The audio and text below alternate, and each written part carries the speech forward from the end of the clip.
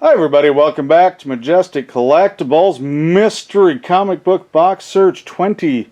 Well, I think it's 28. I might be wrong on that. I'm kind of got distracted here, but I think that's correct. Anyway, the last video, 4 Batman Adventures 12s. Holy cow.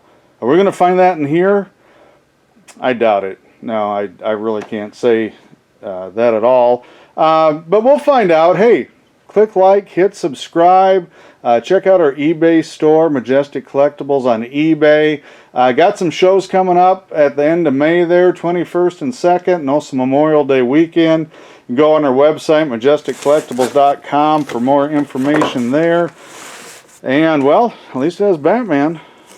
I got a lot of them, but like Spider-Man, it's hard to have too many, unless it's that Nightfall, Night Quest stuff. Then it's, yeah, then there's a lot. Oh, now see these...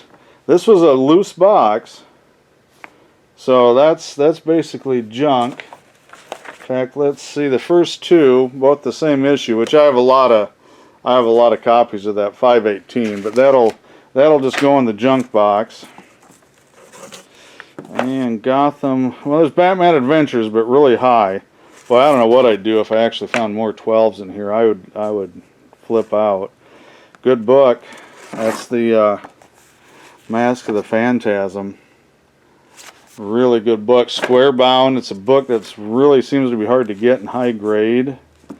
Batman Adventures 35. That's got to be getting close to the end of the run there, I would think.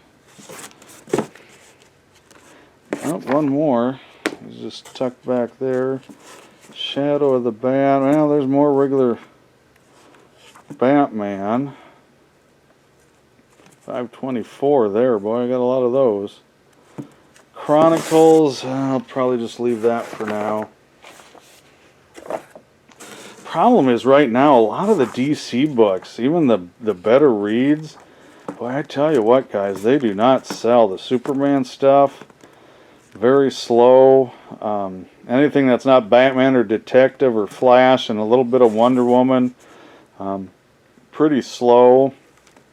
I like those Valiants. Those will definitely be in the Valiant box to get through all those. Detective.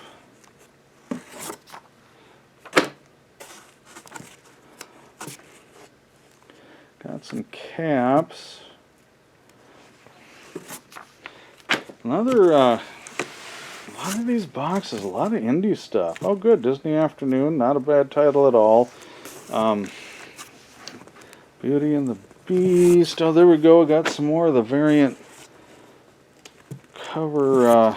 And there it is again. If you didn't see the previous video, the white box, Disney Comics, distributed by Marvel. That's when Gladstone. Evidently, I don't know if they went bankrupt or lost the license. I don't really know. Pocahontas cover, so that's good. So I don't know what their whole story is. I got to do some research, but. Towards the end there, they had those boxes. Well, I don't know. I don't think I've had any of those yet either. I got 1, 2, 3, 4, 5, 6, 7. Little Mermaid, that's good. More Uncle Scrooge, that's fine. Just that.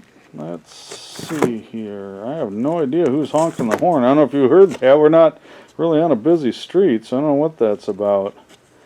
Flintstones, Flintstones, Flintstones.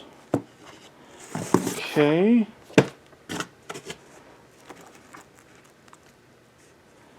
Let me see what's going on. Nothing. I always liked that series from Dark Horse, the Ghost series. Kind of had minor popularity, I guess I would call it, when I had my shop. It was one of the better Dark Horses that sold outside of Aliens and Predator. Green Goblin, I've got so many of those, I'm just going to leave them there. Put it in a backstock box. I don't know what to do with the GLs and the GLAs. And this will be another flip book, so that's number 11. Got Ned Flanders on there. I just think it's interesting because the back cover is actually kind of are better than the fronts. I'm going to pull the Impulse. It's starting to get some traction. Well, for a DC book, anyway. Oh, that's an interesting cover. I don't believe I've ever seen that one before. Archie and Friends 16. Dan DeCarlo. I don't know. We'll find out. There's some Super Teens. There's World of Archie. Okay, Avengers Unplugged. Well, we got a lot of Archies here. And some Animaniacs. Well, that's alright. I'll take that. It's an interesting combo. There's one I don't think I've had before, which is the Malibu crossover book. Avengers and Ultra Force. Got the foil. There, I don't know if you can see it, and the camera's picking it up. I'm going to pull those. That's the first ones I can recall pulling out of this group, this collection. Betty and Veronica. Well, this is turning into an interesting box. Not necessarily a super high-end box, but some interesting backstock. I don't know if you guys remember these two ladies from the 90s. If you don't. It's not worth looking up. In fact, they're just going to stay right in there. I'll see. Maybe I'll do some research. That's kind of an interesting cover on that one. Painted cover, Jetsons 2. Jetsons is a good line. Jetsons is alright. Return to Jurassic Park is okay. So we're doing alright. Nothing super high-end yet, but boy, a lot of nice off-titles. Looney Tunes, those sell better than most DC Comics right there. Oh, Magic the Gathering, I usually pull. They only sell halfway well if you can get a set together, but I don't see very many of those anymore. Magnus, some more Valiant stuff. Techno. Mighty Morphin. Whoops. Let's be careful with them. They're pretty nice books. Wow, quite a run of Mighty Morphin. There's a number, I don't know which number one series that is. I'll have to look that up. I've had a few other number ones, but I don't remember that blue cover. I think the other one I had was red. We'll pull that out. Motorhead, not too much. Nope. Powers of Shazam has not been oh good, that's got Cap Jr. on the front. A lot of people's favorites. Bullet Man was on there, Stripesy was on there, it looks like Spy Smasher was on there. So, again, it's not a high dollar book, but, you know, I tell you, for DC, you got to dig kind of deep in some obscurity to get a whole lot of interest. Yeah, I got some Gru. Oops.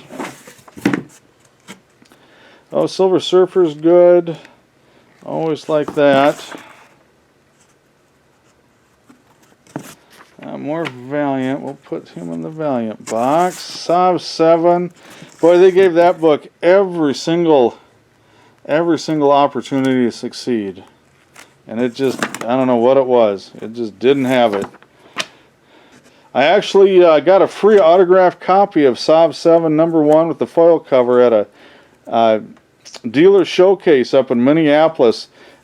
And this is a true story. I sat next to Chris Claremont. He was directly on my right. Had a good talk with him. And about 10 minutes later, in walks this long-haired guy in a trench coat. And he sits right across from me. It was those big round tables, banquet tables. Neil Gaiman. Can you believe that? So there's 4 other dealers. So there's 5 dealers and 2 guests. And we got Chris Claremont and Neil Gaiman.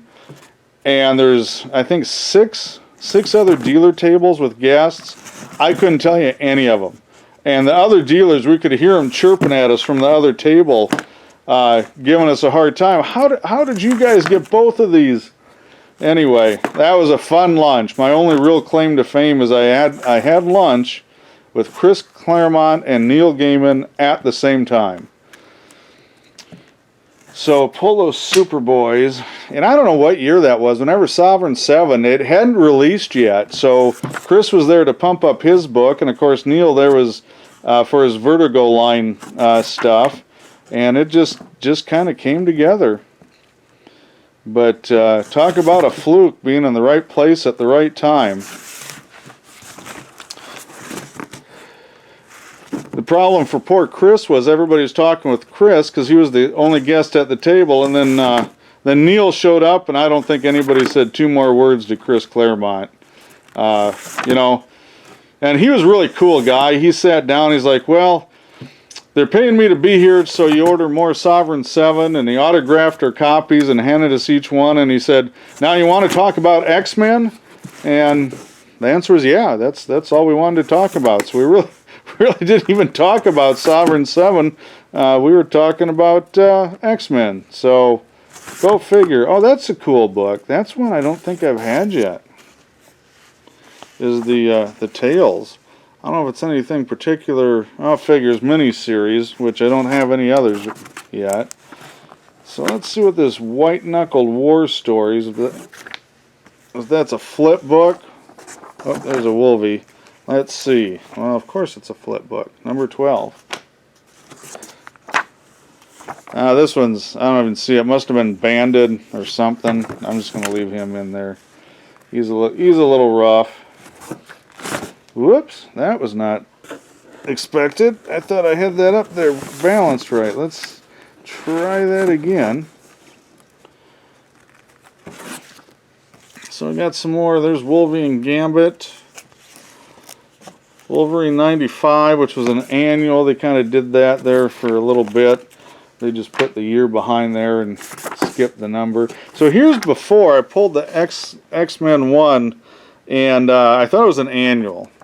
And you can see that's annual 1, and these are very, very common. I have them all over the place. There's some number 8s. I usually don't pull them. They're not a bad read, but I don't seem to have much interest in them. So this is all kind of X-Force, X-Man, a little bit of backstock, special anniversary issue. Whoops, that ain't gonna hurt them any. X-Men Adventures. There's some uncanny, but not, you know, I had that one 266, I think it was, that one time, maybe 2, maybe I had one super early, I can't remember anymore. Valiant, a lot of V's on there. So that's it. So that's it. 2 more long boxes, man. Stick with me, check out our other videos. Thanks for watching.